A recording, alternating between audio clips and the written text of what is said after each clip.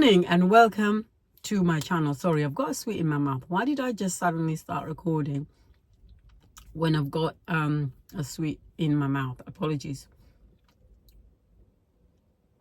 Anyway, today I want to talk about the fact that nobody owes you anything. Now, I know that's a sore subject. And for me, it was a hard pill to swallow because I always had expectations, particularly for people that I care about or that were responsible for my care. I always had a level of standards that I thought I should hold everybody accountable to. But I think the problem with that, and the problem I came across, is the fact that they let me down. And when you feel let down, there's a level of emotional turmoil that you go through. Because whether that's your parent, whether that's your partner, whether that's your friend or a workspace or, whatever it is, if you have an expectation that you hold people accountable to, you are always going to be disappointed. Now, I have to say also a disclaimer around what I mean by that, because that's not to say that you let people walk away with murder because you don't have a standard.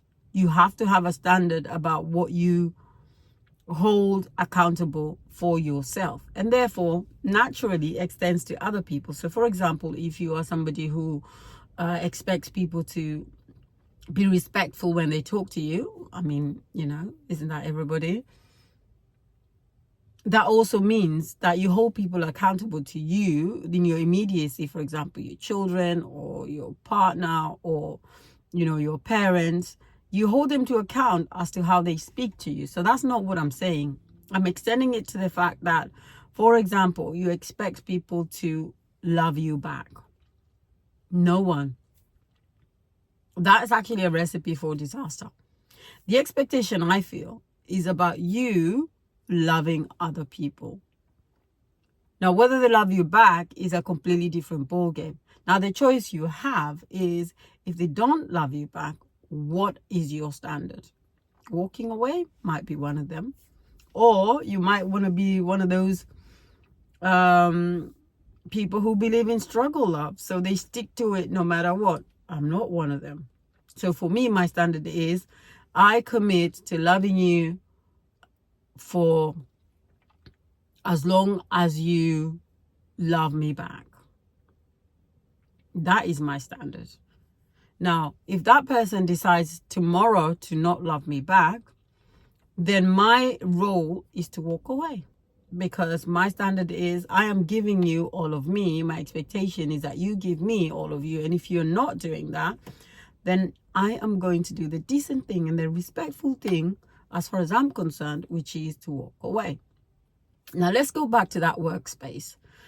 And that is, a really big one where we have a certain standard as to how people should treat us.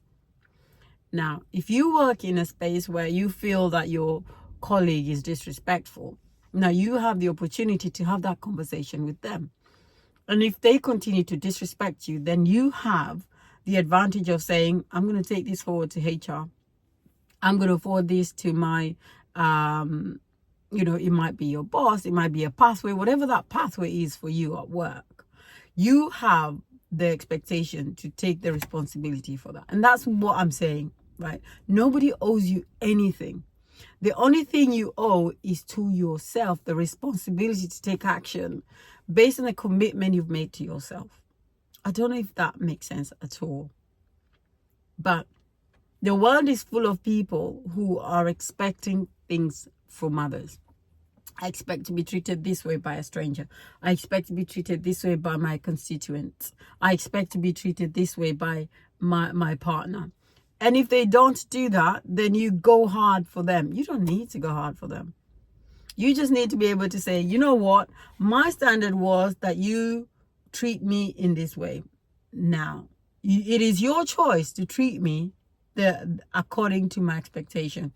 If you do not do that, then I am willing and able and capable to walk away from it.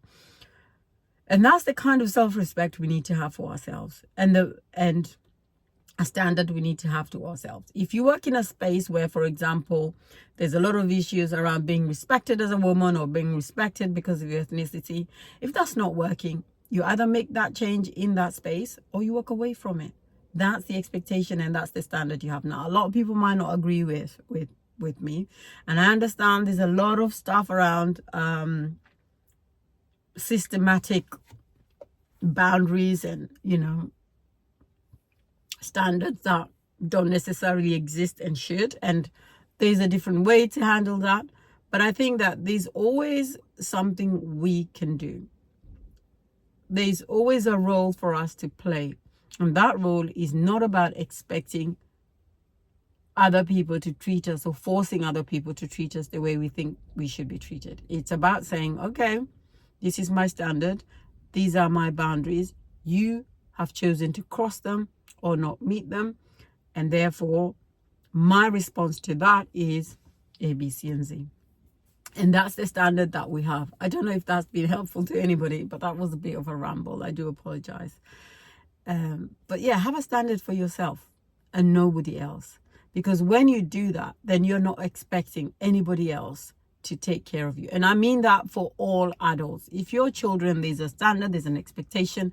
If you're elderly, there's a standard, there's an expectation. But for the most part, and for most people, and of course, if you're in hospital, there's a standard of care that you expect from, you know, your hospital and things like that. So I'm not generalizing this. I'm just take this with a pinch of salt around the boundaries that you have within yourself and the capabilities.